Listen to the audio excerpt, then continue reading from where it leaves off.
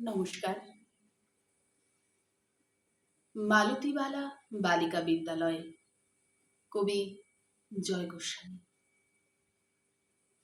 বেণী মাধব, বেণী মাধব, তোমার বাড়ি যাব।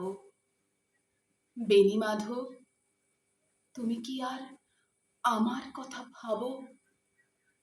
বেণী মাধব, মোহন বাঁশি তমাল তরু মূলে বাজিয়েছিলে। আমি তখন মালতী স্কুলে ডেস্কে বসে অঙ্ক করি, ছোট্ট ক্লাস ঘর, বাইরে দিদিমণির পাশে দিদিমণির বর। আমি তখন নবম শ্রেণী, আমি তখন সারি। আলাপ হলো বেণী মাধব সুলেখাদের বাড়ি। বেণী মাধব, বেণী মাধব, লেখাপড়ায় ভালো। শহর থেকে বেড়াতে এলে আমার রং কালো। তোমায় দেখে এক দৌড়ে পালিয়ে গেছি ঘরে। বেণী মাধব, আমার বাবা দোকানে কাজ করে। গুঞ্জে অলি কুঞ্জে তবু ফুটেছে মঞ্জরি।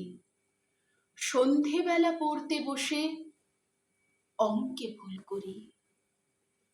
আমি তখন নবম শ্রেণী, আমি তখন 16। ব্রিজের ধারে বেণী মাধব লুকিয়ে দেখা হলো।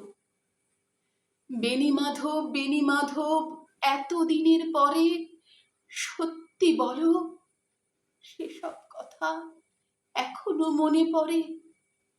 সেসব কথা বলেছ তুমি তোমার প্রেমিকাকে?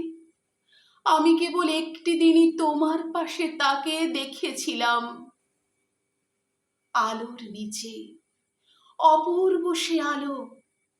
স্বীকার করি, দুজনকে মানিয়েছিল ভালো। জুড়িয়ে দিল চোখ আমার, পুড়িয়ে দিল চোখ। বাড়িতে এসে বলেছিলাম ওদের ভালো হোক। রাতে এখন ঘুমোতে যাই একতলার ঘরে। মেঝের ওপর বিছানা পাতা, জ্যোৎস্না এসে পড়ে।